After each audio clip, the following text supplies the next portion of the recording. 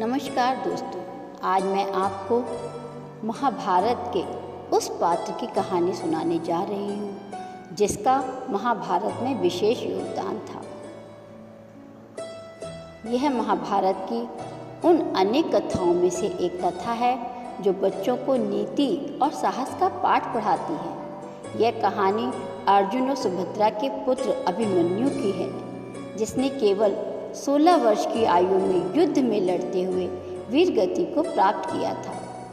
अभिमन्यु ने अपनी माँ के गर्भ में ही युद्ध की एक जटिल नीति चक्रव्यूह को तोड़ना सीख लिया था। जब महाभारत का युद्ध हुआ तब कौरवों के सेनापति द्रोणाचार्य ने पांडवों को हराने की रणनीति से चक्रव्यूह की रचना की। अभिमन्यु ने अभूतपूर्व पराक्रम का प्रदर्शन करके चक्रव्यूह तोड़ तो दिया, लेकिन कौरवों के 7 महारथियों से अकेले लड़ते हुए युद्ध में उसकी मृत्यु हो गई।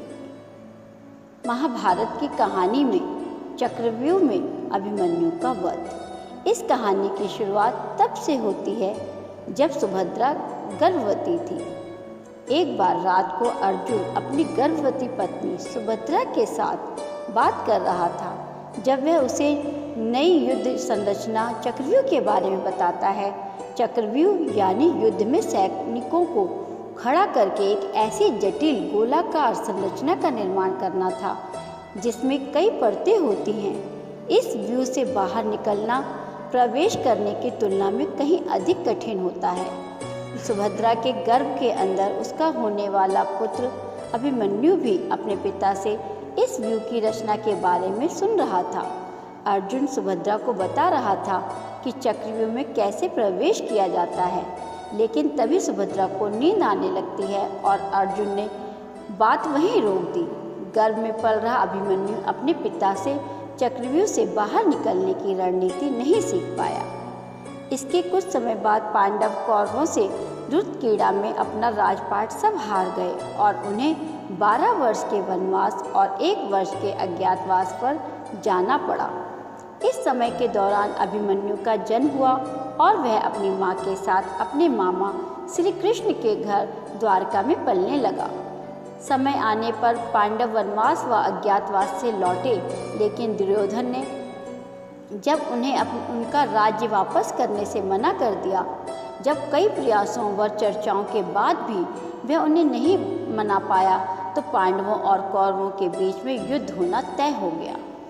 इस समय अभिमन्यु की आयु केवल 16 वर्ष की थी। निश्चित समय पर पांडवों और कौरवों के बीच कुरुक्षेत्र में युद्ध छिड़ गया। 12 दिनों तक भयंकर घमासान मचा रहा और कौरवों के सेनापति भीष्म को अंततः अर्जुन ने सरशैया पर लिटा दिया था। 13वें दिन कौरवों के सेनापति बने गुरु द्रोणाचार्य, जो चक्रव्यूह की रचना जानते थे। द्रोणाचार्य ने पांडवों के सबसे बड़े भाई युधिष्ठिर को पकड़ने की रणनीति बनाई। इसके पीछे उनका उद्देश्य था कि ऐसा होने पर युद्ध जल्द ही समाप्त हो जाएगा और कौरवों की जीत हो जाएगी। इसी लक्ष्य को ध्यान में रखते हुए उन्होंने अपनी सेना को अवैध चक्रव्यूह संरचना में खड़ा करने और युधिष्ठिर को फंसाने का निर्णय लिया। चक्रव्यूह भेदने की विद्या द्रोणाचार्य के अलावा केवल भीष्म, कृष्ण और अर्जुन को ही ज्ञात थी। इसीलिए रणनीति के अनुसार कौरवों का एक ऐसा योद्धा अर्जुन को युद्ध क्षेत्र से बहुत दूर ले गया और उसे वहां उलझा दिया ताकि वह चक्रव्यूह भेदने के लिए न आ सके। कृष्ण अर्जुन के सारथी थे, इसीलिए वह भी उसके साथ थे। अब युद्ध भूमि के मध्य में चक्रव्यूह की रचना की गई। व्यूह रचना का समाचार सुनकर पांडव खेमे में हताशा की लहर दौड़ गई। अर्जुन का कहीं पता नहीं था। युधिष्ठिर और भीम को चिंता ने घेर लिया था। तभी अभिमन्यु को अपनी माँ के गर्भ में सुना हुआ चक्रव्यूह तोड़ने का विवरण याद आ गया। उस वीर योद्धा ने अपने पिता के बड़े भाइयों से कहा, तातश्री, मुझे व्यूह में प्रवेश करने की कला ज्ञात है, लेकिन बाहर निकलने की नहीं। इसीलिए आप सभी मेरे पीछे चलिए और व्यूह के केंद्र में जाकर हम एक साथ युद्ध करके कौरवों को हरा देंगे। अभिमन्यु की बात सुनकर पांडवों को धीरज तो मिला, लेकिन अभिमन्यु की आयु बहुत कम थी इसीलिए युधिष्ठिर उसकी बात मानने से हिचकिचा रहे थे। हालांकि कोई अन्य उपाय न होने के कारण वे अंततः अभिमन्यु को व्यूह में भेजने के लिए तैयार हो गए। अभिमन्यु कुशल योद्धा था। उसने प्रवेश द्वार को बहुत आसानी से भेद दिया और व्यूह में प्रवेश कर गया। पांडव अपने रथ पर उसके पीछे ही थे, लेकिन आगे चलकर वे व्यूह रचना में फंस गए और अकेला अभिमन्यु उसकी परतों को भेदते हुए केंद्र में पहुंच गया। जब अभिमन्यु अकेला था और उसके सामने थे कौरवों के 7 महारथी।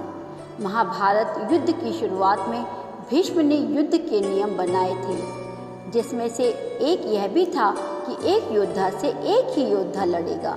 लेकिन कौरवों ने नियमों की धज्जियां उड़ा दी थी और छल करते हुए अभिमन्यु को चारों तरफ से घेर लिया। वीर अभिमन्यु की ताकत और युद्ध शैली देखकर कौरव भी अभिचिंतित थे। वह अपने प्रत्येक विरोधी के साथ अभूतपूर्व पराक्रम के साथ लड़ रहा था।